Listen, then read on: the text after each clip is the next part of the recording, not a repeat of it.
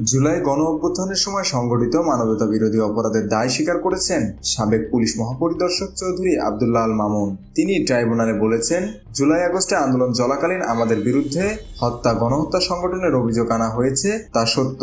এ ঘটনায় আমি নিজেকে দোষী সাব্যস্ত করছি। আমি রাজশাহী হয়ে জুলাই আগস্ট আন্দোলন চলাকালীন যে অপরাধ সংঘটিত হয়েছে তার বিস্তারিত আদালতে তুলে ধরতে চাই। রহস্য উন্মোচনে আদালতকে সহায়তা করতে চাই। বৃহস্পতিবার দুপুরে বিচারপতি মোহাম্মদ গোলাম মর্তুজা মজুমদারের নেতৃত্বাধীন ৩ সদস্যের আন্তর্জাতিক অপরাধ ট্রাইব্যুনাল একে দায় স্বীকার করে তিনি এমন বক্তব্য তুলে ধরেন। এ সময় ট্রাইব্যুনাল তার রাজশাহী হওয়ার আবেদন মঞ্জুর করে আদেশ দেন।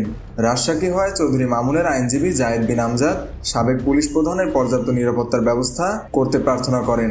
আদালত এ বিষয়ে যথাযথ আদেশ দেবেন বলে জানান চিফ প্রসিকিউটর মোহাম্মদ তাজুল ইসলাম।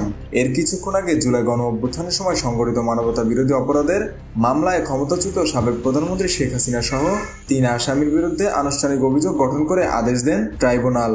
মামলায় অপর 2 আসামি হলেন সাবেক স্বরাষ্ট্রমন্ত্রী আসাদুজ্জামান খান কামাল ও পুলিশের সাবেক মহাপরিদর্শক চৌধুরী আব্দুল্লাহ আল মামুন। ট্রাইব্যুনালের অপর 2 সদস্য হলেন বিচারপতি মোহাম্মদ শফিউল আলম মাহমুদ ও বিচারক মোহাম্মদ মহিদুল হক এনাম চৌধুরী।